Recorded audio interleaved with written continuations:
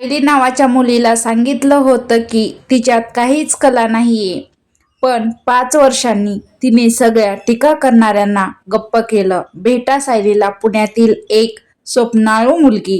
ती खिडकीजवळ बसून एका छोट्या वहीत गाण्याची बोल लिहायची आणि हळूच गुणगुणायची.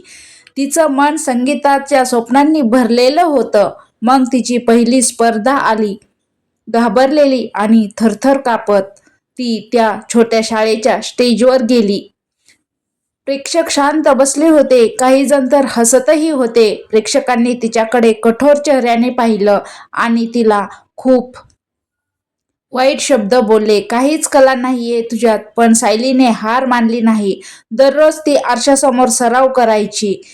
तिचे सूर चुकायचे, तिचा आवाज फाटायचा, पण ती पुन्हा प्रयत्न करायची. पाऊस असो वा ऊन, ती सरावासाठी जायची. संगीताची पुस्तकं वाचायची आणि खूप सराव करायची. जेव्हा लोक छोट्या स्थानिक कार्यामध्ये तिची चेष्टा करायचे, जेव्हा प्रेक्षकांची प्रतिक्रिया नकारात्मक असायची, तरीही सायलीने जिद्दीने गाणं सुरू ठेवलं. 5 वर्षांनी ती एका मोठ्या स्टेजवर चमकदार दिव्याखाली भरलेल्या सभागृहासमोर उभी होती. यावेळी तिचा आवाज गोड आणि दमदार होता. संपूर्ण सभागृह टाळ्यांच्या कडकडाटाने भरून गेलं. प्रेक्षकांनी हसून मान डोलावली.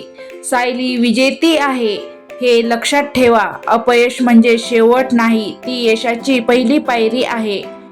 स्वतःवर विश्वास ठेवा आणि जगाला टाळ्या वाजवाव्याच लागतील. आपण जेव्हा जिंकून येईल तेव्हा. असेच नवीन व्हिडिओ पाहण्यासाठी सबस्क्राईब करा.